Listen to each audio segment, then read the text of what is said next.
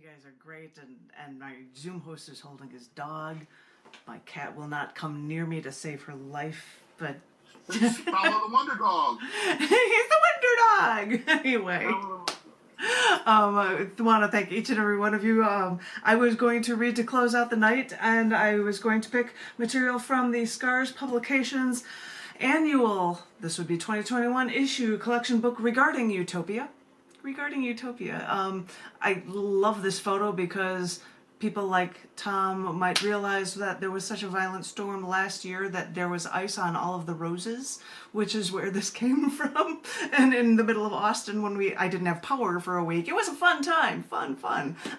But I figured when there was a piece of writing in there called Regarding Utopia, I thought that's a good reason to have this in for a collection book. The first poem, I wish my husband were around to hear this one, is actually it was written on the 23rd of March. I got a March day. And it is titled, it's an event poem, and it's titled, Escaping the Atmosphere Any Way We Can. After jumping out of an airplane and watching the Tetons from above, I wanted John, the man I love, who was born on March 23rd, to feel this feeling like you're fighting the atmosphere in free fall. It's like no other feeling in the world. Then I thought of another man, also born on March 23rd, who had dreams of breaking past that atmosphere altogether. And in his time, the only way he could do that was to build rockets for the SS and dream of the moon. It's strange to believe that Wernher von Braun was a rocket engineer in Berlin during the turbulent 30s and 40s, so he became a part of the SS and was ahead of Hitler's dream plan to build the perfect vengeance rocket. And from what I hear, von Braun did the work for Nazi Germany, but he also loftily talked about sending a rocket to the moon. Don't go around talking like that, I'm sure they'd say to him, so he dreamt until the Nazi collapse. So the States swooped him up in the budding Cold War, and von Braun even met with President Kennedy to cement their dreams, and they worked on the Saturn V rocket and Apollo manned missions to the moon. And okay, maybe I only jumped from an airplane, maybe John is fighting gravity in a wind tunnel, and that's not landing on the moon. But cut us some slack. Wernher von Braun didn't get to the moon. But this one man, born on March 23rd, helped us all to get to where we are today. Had to do an event one, and I had to do one for John on his birthday, and I wrote that while he was going into a wind tunnel on his birthday, and I'm like, and I came up with that one for him. And of course, I had to share with Wernher von Braun. Why did I do that? But, you know. Yeah, before we go, I'd like to respond to that with a short poem, okay? Oh. Okay, all right, well, let me get my two and then you go do your thing, just so I can get these out of the way. Yay.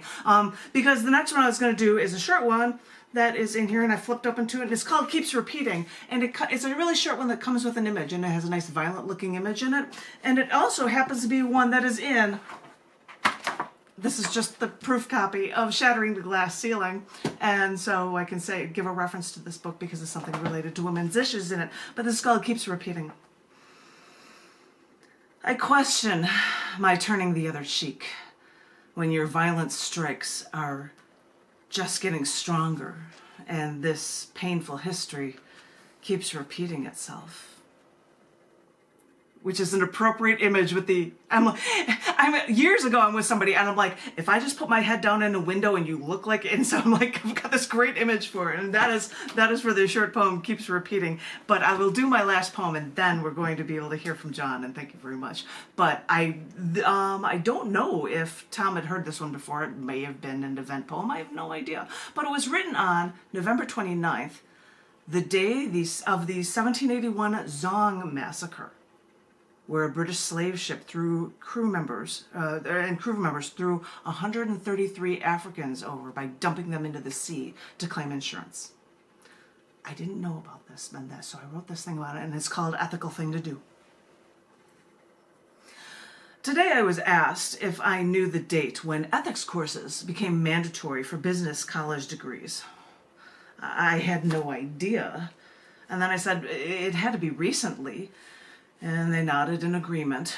And then I thought it probably coincided with the civil rights movement. So I guess maybe it's the 1950s or 60s. They answered, wrong millennium, which confused me greatly, because the Enron scandal of the business knowingly lying to their investors to give the company an inflated worth, that is why it was only in 2004 when Susan Phillips led task forces to push schools to increase education of ethics into business. People losing money, that's what caused this push, not, say, racial or gender issues, ethically. And then I thought of the day when the crew of the British slave ship Zong murdered 133 Africans by dumping them into the sea to claim insurance. It sounds horrific, I know, but know that back then people would fill their ships with more slaves than their boat could handle to increase profits with every trip across the ocean. But by the 29th of November in 1781, some slaves were already sick and dying when the Zong got caught in, get this, the doldrums. No, seriously, this area in the ocean is known to have no wind at all. So often, if a ship got stuck in the doldrums, they would be stuck and run out of food and water and die. Well, the Zong got caught in there, and with dying slaves and having to keep enough water for the rest of the crew, they thought it made sense to unload their excess cargo so their crewmates could live. Besides, large ships like this paid insurance for their cargo, like slaves, so they could get the money for their losses. Once the Zong arrived in Jamaica, they filled a claim for their loss, for they did not have enough water to save all. The insurance underwriter protested, citing that the ship still had 240 gallons aboard upon arrival.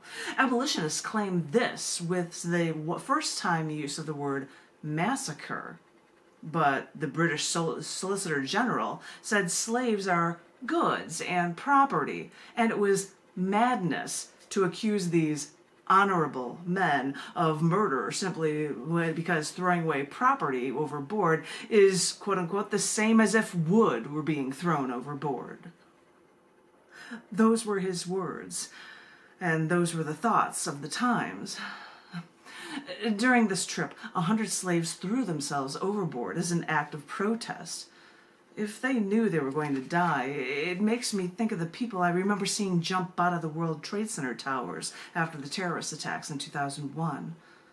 Did they jump because it was the lesser of two evils? Or did they do it because it was the ethical thing to do?